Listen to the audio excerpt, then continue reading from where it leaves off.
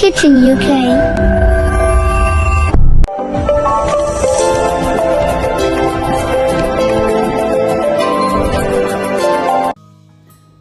আসসালামু আলাইকুম my lovely viewers, mother's kitchen ইউকেতে আপনাদের সবাইকে স্বাগতম জানাচ্ছি। অনেকদিন পর একটি ছোট্ট ভিডিও আপনাদের মাঝে নিয়ে আসলাম, আর সেটা হচ্ছে আমি কিভাবে মর্নিং টাইমে অল্প সময়ে হেলদি একটি রেসিপি আপনাদের সাথে শেয়ার করব, ব্রেকফাস্ট করি, সেটা আমি আপনাদের সাথে শেয়ার করব। তো প্রথমে আমি এখানে চুলাতে ছোট্ট একটি প্যান বসিয়ে দিয়েছি, আর প্যানের মধ্যে এখানে কিছু বাদাম দিয়ে দিচ্ছি, আর আমার যা যা পছন্দ সব রকমের এখানে মিক্স বাদাম আছে, সব টাইপের।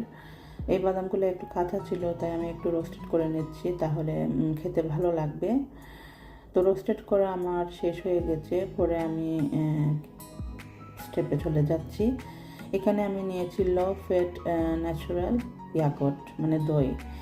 আর এই দই কিন্তু টক, এটার মধ্যে কোনো মিষ্টি না। আর এখানে আমি কলা নিয়েছি, আপনারা যে কোনো টাইপের ফ্রুটস আপনারা ইউজ করতে পারেন। তো প্রথমে আমি দইটা নিয়ে নিচ্ছি।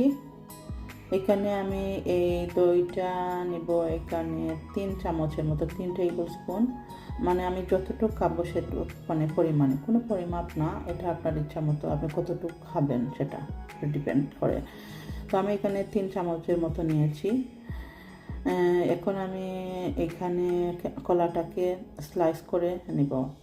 তো আমি আদা পাকা কলা নিচ্ছি, কলা আমার কাছে ভালো লাগে এরকম খেতে, আদা পাকা। তো স্লাইস করে নিয়েছি, আর এটা আমি দইয়ের উপরে দিয়ে দেব। তো দেখেন এইভাবে দিয়ে দিচ্ছি।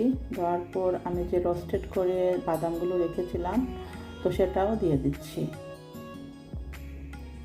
এইরকম ব্রেকফাস্ট আপনারা যদি খান তাহলে আপনাদের ডায়েটের কাজও হয়ে যাবে, আর পুরো দিন আপনারা অনেক হেলথি ফিল করবেন।